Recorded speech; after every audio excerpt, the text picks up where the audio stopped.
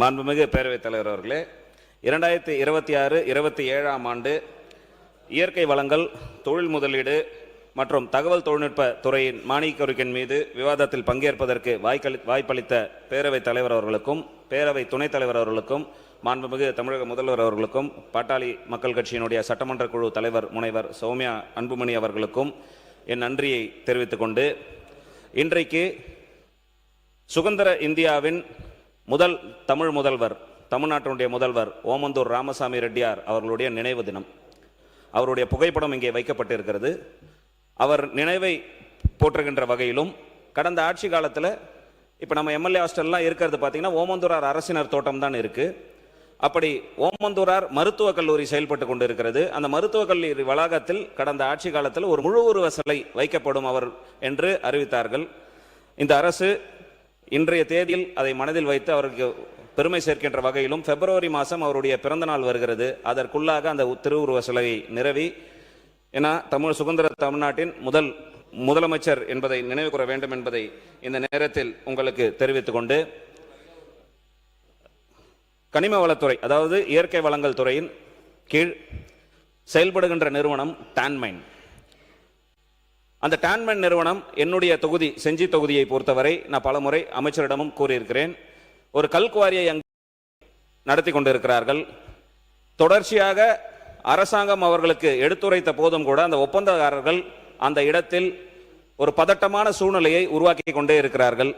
ஏன்னா அமைச்சர் அவர்களும் உத்தரவாதம் கொடுத்தார்கள். அதற்கு பிறகு அங்கு மாவட்ட நிர்வாகம் ஒத்துழைப்பு கொடுக்கவில்லை என்று சொல்லி கோர்ட்டுக்கு சென்று கோர்ட்டில் இருந்து உத்தரவு வாங்கி காவல்துறையின் பாதுகாப்போடு அங்க கல்லு எல்லாம் உடைத்து எடுப்பதற்கு ஒரு முயற்சி மேற்கொண்டிருக்கிறார்கள். இதனால் அந்த சுத்துமட்டு பகுதி என்று சொன்னால் போத்துவாய், ராமராஜம்பேட்டை, பழவளம் போன்ற கிராமங்களில் ஒரு பதட்டமான சூழ்நிலை இருந்து கொண்டிருக்கிறது. இதனை தடுப்பதற்கு மாண்புமிகு அமைச்சர் அவர்கள் நடவடிக்கை எடுக்க வேண்டும். ஏனென்று சொன்னால் அந்த போராட்டத்தை முன்னின்று நடத்துபவரே உங்களுடைய ஒன்றிய செயலாளர் தான். அவர் தான் எனக்கு முன்னாடி போய் அங்கே நின்று அதெல்லாம் கனிவோட பரிசீலனை செய்தார். அவர் தான் களத்தில் முன்னாடி நிற்கிறார். எனவே அமைச்சர் அவர்கள் அது கிரானைட் எடுப்பதற்காக டான்மைன் நிறுவனமாக என்விரான்மெண்டல் கிளியரன்ஸ் வாங்கப்பட்டது. பிறகு அந்த கிரானைட்டினுடைய தரம் சரியில்லை என்பதற்காக கல்குவாரியாக மாற்றுறார்கள். அப்போ ஒரு என்விரான்மெண்ட் கிளியரன்ஸ் வாங்கி இருந்தால் அந்த கிராமத்தை சுற்றி இருக்கக்கூடிய பாதிப்பு எல்லாம் தெரிஞ்சிருக்கும். எனவே அமைச்சர் அவர்கள் கனிவோடு பரிசீலனை செய்து அந்த நடவடிக்கை எடுக்க வேண்டும் என்பதையும் தெரிவித்துக் கொண்டு, நேற்றைய தினம் எனக்கு பேசுவதற்கு வாய்ப்பில்லாதனால ஒரே ஒரு கோரிக்கை, தொகுதி சார்ந்த கோரிக்கை அமைச்சரின் கவனத்திற்கு கொண்டு வருகிறேன். அம்ரூத் ஸ்கீமை பற்றி பள்ளிக்கல்வித்துறை அமைச்சர் உள்ளாட்சித்துறை மானிய கோரிக்கையில் சொல்லும்போது சொன்னார், அந்த அம்ரூத் ஸ்கீம் இன்னைக்கு மாநில அரசிடம் ஒப்படைக்கப்பட்ட பிறகு பேரூராட்சிகளில் ஒரு கனெக்ஷனுக்கு 5000 ரூபாய் வழங்க வேண்டும் என்று செஞ்சி பேரூராட்சியில் குறிவித்துக் கொண்டிருக்கிறார்கள். 5000 ரூபாய் வழங்குவதெல்லாம் ஒரு குடிநீர் இணைப்புக்கு 5000 ரூபாய் என்பது எப்படி சாத்தியமாக இருக்கும் என்பதை அரசு கனிவோடு பரிசீலனை செய்து அந்த பேரூராட்சிக்கு தகுந்த ஒரு முறையான ஒரு சுற்றறிக்கை அனுப்ப வேண்டும் என்பதை கேட்டுக்கொண்டு, இந்த டான்மைன் நிறுவனம் தமிழ்நாட்டினுடைய பொருளாதார நெருக்கடியையும் தமிழ்நாட்டினுடைய நிதி சுமையையும் கடன் சுமையையும் போக்குவதற்கு ஒரு வல்லமை மிகுந்த நிறுவனம் இருக்கிறது என்று சொன்னால் டான்மைன் நிறுவனமாகத்தான் பாட்டாளி மக்கள் கட்சி பார்க்கிறது. 1978ஆம் ஆண்டு அப்போதைய முதலமைச்சர் புரட்சி தலைவர் எம்ஜிஆர் அவர்களால் தோற்றுவிக்கப்பட்ட நிறுவனம் இந்த டான்மைன் நிறுவனம். அந்த டான்மைன் நிறுவனம் என்பது அது காலகட்டத்தில் துவங்கப்பட்ட தனியார் நிறுவனங்கள் எல்லாம் வளர்ந்து வரக்கூடிய சூழ்நிலையில் டான்மைன் நிறுவனம் மட்டும் தேஞ்சு இன்னைக்கு எங்கே இருக்குன்றதே தெரியாது.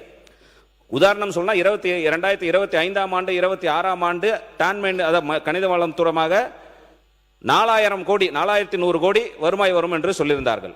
இப்போ நம்முடைய பட்ஜெட்ல 11000 கோடி வரும் என்று ஒரு உத்தேசமாக சொல்லியிருக்கிறார்கள்.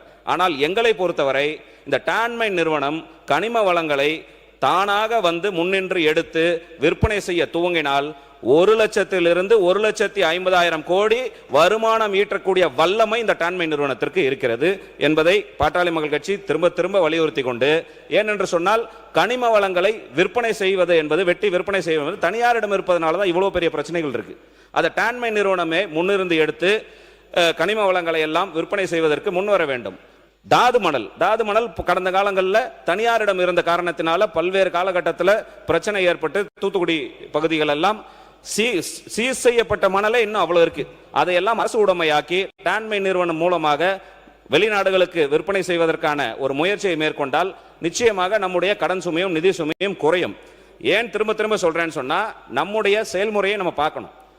இன்றைக்கு டாஸ்மாக் என்ற ஒரு நிறுவனம் அதுவும் அந்த துறையின் எந்த துறையின் கீழ் வருது என்று சொன்னால் மதுவிலக்கு ஆயத்தீர்வைத்துறை என்ற பெயரை வைத்து ஒரு ஐஏஎஸ் அதிகாரியும் நியமித்து தமிழக அரசாங்கம் சாராய விற்க முடியும் அப்படின்னு சொன்னா நம்முடைய இயற்கை வளங்களை விற்பதற்கு டான்மை நிறுவனத்தை பயன்படுத்தி தாது மணல்கள், ஜல்லி, மணல், எம்சாண்ட் போன்ற அனைத்து விஷயங்களையும் கொண்டு வந்து ஒரு சிங்கிள் விண்டோ சிஸ்டம் என்று சொல்கிறீர்கள், ஒரு மோனோபோலி நிறுவனமாக இந்த டான்மை நிறுவனத்தை பயன்படுத்தி விற்பனையை துவங்க வேண்டும் என்பதை ஒரு கோரிக்கையாக இந்த நேரத்தில் வைத்து, கடந்த காலங்களில் இந்த மணல் கொள்ளை பற்றி நாங்கள் பல்வேறு போராட்டங்களை முன்னெடுத்து பல கோரிக்கைகளை வைத்தோம். ஆனால் அன்றைய அரசார்கள் அது பெருசாக கண்டுக்கல.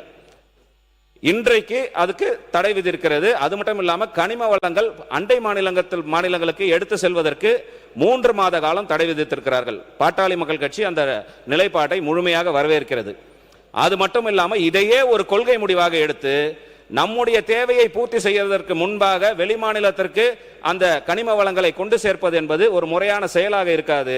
நிரந்தரமாக கொள்கை முடிவெடுத்து நிரந்தரமாக தடை செய்வதற்கு இந்த அரசாங்கம் முன்வர வேண்டும் என்று உங்களை பணிவோடு கேட்டுக்கொண்டு, ஏன்னா கனிம வள கொள்ளையெல்லாம் பற்றி மாண்புமிகு அமைச்சர் தெளிவாகவே சொன்னார் போன வாட்டி.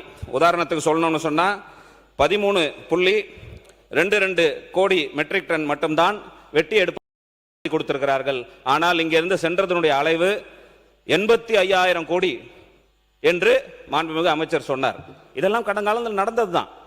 இன்னும் சொல்ல வேண்டும் என்று சொன்னால் அவர்களே அதற்கு ஒரு குழு அமைத்திருக்கிறார்கள். இன்னும் சொல்ல திருநெல்வேலி மாவட்டத்தில் ஒரு கல்குவாரி, அதிலும் குறிப்பாக சொல்ல வேண்டும் என்று சொன்னால் இன்னும் அதை டீட்டெயிலாக கூட சொல்றேன். அந்த கல்குவாரியை பொறுத்தவரை 2022ஆம் ஆண்டு மே மாதத்தில் திருநெல்வேலி மாவட்டம் அமைச்சர் மாண்பு துணை தலைவர் அவர்களே, அதாவது தமிழக வரலாற்றிலேயே முதல் முறையாக அண்டை மாநிலத்துக்கு நம்ம தேவை மீறி செல்லக்கூடாதுங்கிறதுக்கு ஒரு முடிவு எடுத்த ஒரே முதலமைச்சர் மாண்புமிகு தமிழ்நாடு முதலமைச்சர் தான். தற்காலிக தடை, ஏன்னா அரசியல் சட்டத்தில் நிரந்தர தடை போடுவதற்கு இடமில்லை. தற்காலிக தடை மட்டும்தான் போட முடியும்.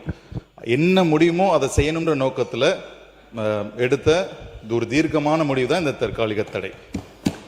இதை ஃபர்தராக எப்படி கொண்டு போகணுங்கிறது முதலமைச்சர் அவர்கள் முடிவு எடுப்பார்கள்.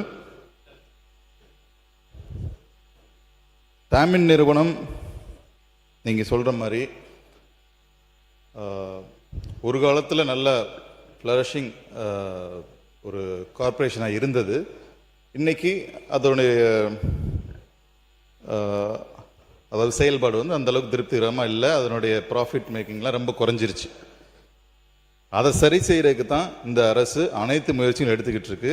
உங்களுடைய நீங்கள் சொன்ன சஜஷன் எல்லாத்தையுமே கடந்த 3 மாத காலமாகவே அதில் தான் நாங்கள் ஒர்க் பண்ணிட்டு இருக்கோம். எப்படி நம்ம அரசாங்கம் இதை எப்படி எடுத்து அடுத்த நிலை கொண்டு செல்வதுங்கிற விஷயத்தில் நம்ம இறங்கியிருக்கோம். அதே நேரத்தில் நீங்கள் சொல்கிற ஃபிகர்ஸ்லாம் ரொம்ப எக்ஸாஜரேட்டட் ஃபிகர்ஸ். 1.5 லட்சம் கோடிலாம் இட்ஸ் சும்மா மேபி வாய்வழி செய்தியாக இருக்கலாம். ஆக்சுவல் ஃபிகர்ஸ் நான் அன்னைக்கே சொல்லிட்டேன். அதுக்கூட ஃபார் எக்ஸாம்பிள் அந்த நான் சொன்ன அந்த கேப் இருந்துச்சு பார்த்தீங்களா ஜல்லியில், அதனுடைய அமௌண்ட் ரஃப்லி 9,000 crores. நான் சொன்னதோட கேப் 1.5 லட்சம் கோடி 2 லட்சம் கோடிங்களாம் சும்மா ஏதாவது சொல்லலாம், அப்படி கிடையாது. பட் இதுதான் ஆக்சுவல் ஃபிகர், இதுதான் ஆக்சுவல் ஃபேக்ட். பட் தமிழக அரசு நீங்கள் சொன்னதுக்கான அனைத்து முயற்சிகளையும் திட்டங்களையும் தீட்டிக் கொண்டிருக்கிறது. நான் இப்போ என்னுடைய பதில் உரையில் நான் இன்னும் கொஞ்சம் டீட்டெயில்டாக சொல்கிறேன். ஏன்னா அவர் சொன்ன நான் எக்ஸாசரேட் பண்ணி சொல்லலை, நம்மால் முடியும். அந்த டான்மை நிறுவனத்திற்கு அந்த பங்கு இருக்குது. ஏன்னு சொன்னால் டாஸ்மாக் நிறுவனம் ஆரம்பிக்கும் போது வெறும் 11,000 கோடி தான் அதனுடைய வருமானம் இருந்தது. இன்னைக்கு 60,000 கோடி. இப்போ டாஸ்மாக் நிறுவனம் எப்படி தனியாரிடம் இருந்து மதுவை கொள்முதல் செய்து உபயோகதாரர்களை விற்கப்படுவதோ அந்த மாதிரி டான்மை நிறுவனத்தை நீங்க வளர்த்தெடுங்க. கடந்த ஆட்சி காலத்தில் செய்யலைன்னு சொல்றீங்க, நீங்க வளர்த்தெடுங்கன்னு தான் எங்களுடைய விஷயத்தை நாங்கள் சொல்றோம். அப்படி செஞ்சீங்க என்று சொன்னால் ஜல்லி, மணல், பல்வேறு கனிமங்களை பொறுத்தவரை மாண்பு உறுப்பினர் கணேஷ்குமார் அவர்கள் பேசிட்டே இருக்காரு. நீங்கள் முயற்சி பண்ணி தான் வெற்றிகரமாக வேறு மாநிலத்திற்கு செல்லக்கூடாது என்று தடை தற்காலிகமாக நிறுத்தப்பட்டிருக்கிறது என்பதை தெளிவாக சொல்லிவிட்டார். அமைச்சருக்கு என்னென்ன செய்ய வேண்டும் என்பதெல்லாம் முதலமைச்சர் அறிவுரையாற்றி இருக்கிறார்கள். நம்முடைய முதலமைச்சரை பொறுத்தவரையிலும் 1 ரூபாய் கூட மக்கள் வரிப்பணத்திலிருந்து எடுக்கப் போவதில்லை. இந்த அரசு சிறப்பான முறையில் பணியாற்றும் என்று சொன்னதற்கு பிறகு நீங்கள் உரையாற்றி கொண்டிருப்பது சால பொருத்தமாக இருக்கு. ஏன்னா இந்த நேரத்தில் இதை நான் குறிப்பிட்டே காட்ட வேண்டும். கடந்த 2022ஆம் ஆண்டு திருநெல்வேலி மாவட்டம் அடைமீதி பாங்குளம் என்ற ஒரு இடத்துல சங்கரநாராயணன் என்பவருடைய குவாரி எடுக்கப்பட்டு அனுமதியை மீறி மிகப்பெரிய ஆழத்திற்கு எடுத்தப்பட்டு அதில் மண் சரிவு ஏற்பட்டு 4 பேர் இறந்தார்கள். அப்பொழுது உடனடியாக அவர்களுடைய அரசு ஒரு குழுவை அமைத்தது. அந்த குழு 54 குவாரிகளில் ஆய்வுகளை மேற்கொண்டு 53 குவாரிகள் விதிகளை மீறி இருக்கிறது என்று ஒரு அறிக்கையை தாக்கல் செய்கிறார்கள். உதாரணத்துக்கு சொல்லணும்னா 50 லட்சம் கன மீட்டருக்கு மேலான சாதாரண கற்கள் மற்றும் கிட்டத்தட்ட 5.5 லட்சம் கன மீட்டருக்கு மேலான கிராவல் சட்டவிரோதமாக எடுக்கப்பட்டிருக்கிறது என்று அந்த அறிக்கையிலே சொல்லியிருக்கு.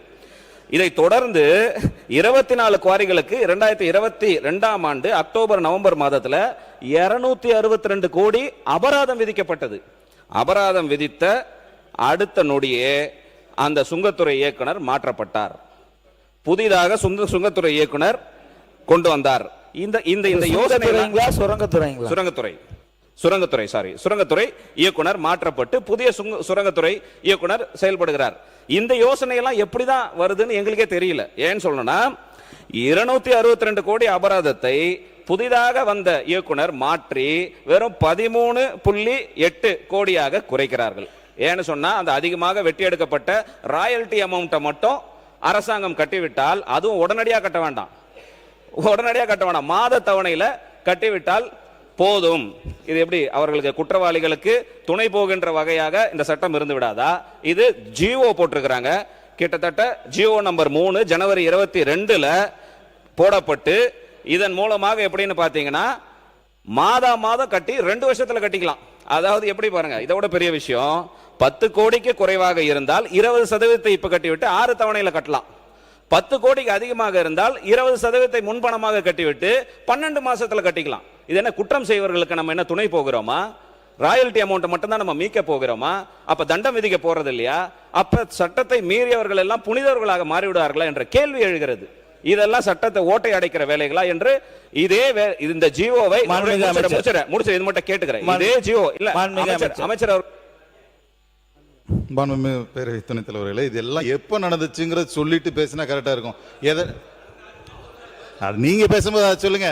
இப்படி பண்ணிட்டாங்க அப்படி ஏதோ நாங்க பண்ண மாதிரி கரெக்டா சொல்லுங்க. சரி இல்ல அமைச்சர் அதை பத்தி குறிப்பிடுறது எல்லாமே கடந்த கால ஆட்சி அவர் சொன்னாருன்னு சொல்லி தான் குறிப்பிடுறேன். என்னுடைய கேள்வி என்று சொன்னால் அந்த ஜிஓ இன்னும் நடைமுறையில் இருக்கு. 3 ஜிஓ நம்பர் 2 ஜனவரி மாதம் 22 இதே தொடர போகிறார்களா? அந்த ஃபைல டிவிஎஸ்சிக்கு அனுப்ப சொல்லி பரிந்துரை செய்யப்பட்டாச்சு. மறுபடியும் திரும்பியும் கம்ப்ளீட்டா அதை ரிவ்யூ பண்ண சொல்லி அந்த அளவுகள் கரெக்டா இருக்கான்னு சொல்லி அதுக்கான குழுவை அமைக்க சொல்லியாச்சு அப்படிங்கறத தெரிவிச்சு. மாண்புமிகு உறுப்பினர் சப்ஜெக்ட்டுக்கு வந்துருங்க. நான் கேட்கறதுன்னா அந்த ஜிஓவை என்ன பண்ண போறீங்க? அந்த ஜிஓ அப்படியே வச்சிருக்க போறீங்களா? ஏன்னா அந்த ஜிஓ வைத்திருந்தால் தொடர்ந்து நம்முடைய அரசும் கனிம வள கொள்ளைக்கு துணை போவதாக ஆகிவிடும். அந்த ஜிஓவை ரத்து செய்யுங்க என்பதை கேட்டுக்கொண்டு, அடுத்தபடியாக இந்த என்எல்சி நிறுவனம் பற்றி நிறைய பேச்சுக்கள் இங்கே வந்தது. இப்போ அது சிஎஸ்ஆர் ஃபண்டை பற்றி கூட நம்முடைய அமைச்சர் அவர்கள் தெளிவாக சொல்லியிருக்காரு. மாண்புமிகு அமைச்சர் அவர்கள் தெளிவாக சொல்லி நம்முடைய கொள்கை விளக்க குறிப்பில் மாவட்ட கனிம அறக்கட்டளை டிஸ்ட்ரிக்ட் மைன்ஸ் ஃபவுண்டேஷன் ட்ரஸ்ட் என்ற ஒரு நிறுவனங்கள் எல்லா மாவட்டத்திலையும் இருக்கும்.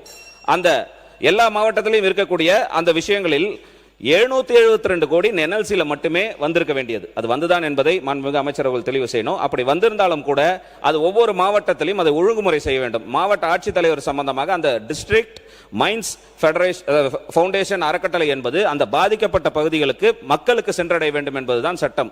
அப்ப அந்த பாதிக்கப்பட்ட கிராமத்தில் இருப்பவர்கள் அந்த குழுவில் உறுப்பினராக இருக்க வேண்டும். மாவட்ட ஆட்சித்தலைவர்கள் தலைமையில் இருக்கு. பாதிக்கப்பட்ட மக்களோ அந்த கிராமத்திற்கு தேவையான விஷயங்களை பூர்த்தி செய்த பிறகுதான் பிற இடத்துல கொண்டு போய் அந்த ஃபண்டை நம்ம வேலை செய்யணும். அப்படி எந்த ஒரு நடவடிக்கையும் இதுவரைக்கும் எடுக்கல என்பதை என்எல்சி நிறுவனத்தை நீங்க மறுபடியும் ஆய்வு மேற்கொள்ள வேண்டும் என்பதை கனிவோடு தெரிவித்துக் கொண்டு, அடுத்தபடியாக இந்த என்எல்சி நிறுவனம் குறித்து, ஏன்னா முன்னாடியே கடந்த ஆட்சி காலத்தில் என்எல்சி நிறுவனம் எடுக்கின்ற அந்த பழுப்பு நிலக்கரிக்கு ராயல்டி அமௌண்ட் நம்ம அரசாங்கத்திற்கு கொடுப்பதே இல்லை. முன்னாடி அதிமுக ஆட்சி காலத்தில் அப்போதைய சட்டத்துறை அமைச்சராக இருந்த மரியாதைக்குரிய அண்ணன் சி.வி. சண்முகம் அவர்களிடம் எங்களுடைய தலைவர் நேரடியாக போராடி பிறகு அவர் அதற்கான ஒரு சட்டத்தை கொண்டு வந்தார். அதற்கு சட்ட போராட்டத்தை நடத்தினார். சட்ட போராட்டம் நடந்து 9 நீதிபதிகள் கொண்ட 9 நீதிபதிகள் கொண்ட அமர்வு இறுதியாக தீர்ப்பு கொடுத்தார்கள். என்ன இதில் இந்த சட்டத்தை பொறுத்தவரை மாண்புமிகு அமைச்சர் அவர்கள் கனிவோடு பரிசீலனை செய்ய வேண்டும். ஏன்னு சொன்னா முக்கியமான விஷயம், வரி விதிக்கின்ற இது ஆரம்பிச்சது பழுப்பு நிலக்கரியினுடைய ராயல்டி அமௌண்ட் யாருக்கு போகுது? அரசாங்கத்துக்கு, மாநில அரசாங்கத்துக்கு கொடுக்கலையே, அரியர்ஸ் கூட கொடுக்கணுமே என்று வருது.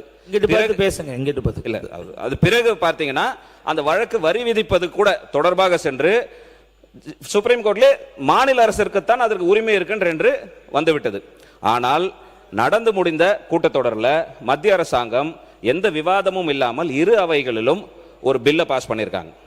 அந்த பில்லின் அடிப்படையில் வரி விதிக்கின்ற அதிகாரம் அனைத்தும் மத்திய அரசாங்கத்திற்கே உண்டு என்று இப்ப நடந்து முடிஞ்ச கடைசி இதை முதல்ல நம்ம கனிவோடு பரிசீலனை செய்து இதற்கு ஒரு தீர்மானம் கொண்டு வந்து சட்ட போராட்டம் நடத்தி மாநில அரசினுடைய உரிமையை நாம் நிலைநாட்ட வேண்டும் என்பதை அமைச்சர் 17/8/2026 அன்றே இந்த மசோதா வந்த அன்றே உடனடியாக சம்பந்தப்பட்ட துறையுடன் கூடி பேசி மாண்புமிகு முதலமைச்சர் அவர்கள் மாண்புமிகு பாரத பிரதமர் அவர்களுக்கு டீட்டெயில்டான ஒரு லெட்டர் ஆல்ரெடி எழுதிட்டாங்க. இதுக்கான ரிப்ளை செக்ரட்டரி லெவலில் டிஸ்கஷன்ஸ் ஆர் கோயிங் ஆன் அப்படிங்கிறத தெரிவிச்சுக்கிறேன். மாண்புமிகு உறுப்பினர் சீக்கிரம் முடியும். எங்களுடைய கோரிக்கை என்னவென்று சொன்னால், இதற்கு நம்முடைய அவை நடந்து கொண்டு இருக்கிறது, இப்பொழுதே ஒரு தீர்மானம் கொண்டு வரலாம். ஏன்னா மாநில அரசினுடைய உரிமை, இந்த தீர்மானத்தை நீங்கள் கொண்டு வர வேண்டும் என்று உங்களை பணியோடு கேட்டுக்கொண்டு இதை முடிச்சுட்டு கொண்டு வந்து இன்றைக்கு நம்மளை பொறுத்தவரை தொழில்துறை முதலீட்டை பொறுத்தவரை காலையில் கூட மிகப்பெரிய ஒரு விவாதம் நடந்தது. இதற்கெல்லாம் மூல காரணம் இருங்க பேரவைத்தலைவர் அவர்களே முடிச்சிடுறேன். இதற்கெல்லாம் மூல காரணம் என்னவென்று சொன்னால், அவர் பேப்பரில் கொடுத்ததுன்னு சொன்னாங்க, மாண்புமிகு அமைச்சர் அவர்கள் ஆதாரம் இருக்கான்னு சொன்னாங்க. இது வெளிப்படைத்தன்மையாக நாம் இருந்து விடுவது என்பது இது எல்லாத்திற்குமே ஒரு தீர்வாக அமையும். கடந்த ஆட்சி காலத்தில் பேசும்பொழுது தமிழகத்தில் கடந்த ஆட்சி காலத்தில் 12.16 லட்சம் கோடி முதலீடுகள் ஈர்க்கப்பட்டதாக சொல்லி முடிங்க. இருங்க நீங்க நிறைய இருக்கு, அது எப்படி 5 நிமிஷத்துல முடியும்? பழமொழி சொல்லுவாங்க, கல்லடி பட்டாலும் கண்ணடி படக்கூடாதுன்ட்டு. யார் கண்ணு வச்சாங்களோ தெரியல, நான் பேசுறேன்னு தொடர்ச்சியா நீங்க சொல்லிக்கிட்டே இருக்கீங்க. நாங்க பாயிண்ட் ஆஃப் கிளாரிபிகேஷன்ல 1 நிமிஷத்துல உட்கார்ந்துறோம் பேரவைத்தலைவர் அவர்களே. நாங்க தேவையான விஷயங்களை மட்டும் தான் பேசுறோம். நீங்களாம் நேற்றைய தினம் உங்களுக்கே தெரியும். பாயிண்ட்டுக்கு வந்துருங்க, 1 நிமிஷம் எடுத்து வாங்க. தொழில் முதலீட்டை பொறுத்தவரை கடந்த ஆட்சி காலத்துல 12.16 லட்சம் கோடி ஈர்க்கப்பட்டதாக கடந்த ஆட்சி காலத்தில் சொன்னாங்க. அதை கூட பெருமையா இன்னைக்கெல்லாம் பேசுனீங்க. அன்றைய தினமே எங்களுடைய தலைவர் மருத்துவர் அன்புமணி ராமதாஸ் அவர்கள் இது தொழில் முதலீடு அல்ல, பொய் முதலீடு என்று ஒரு ஆவணத்தை புள்ளி விவரங்களோட வெளியிட்டார் அன்றைய தினமே. அதற்கு இன்று வரை பதில் சொல்லவில்லை.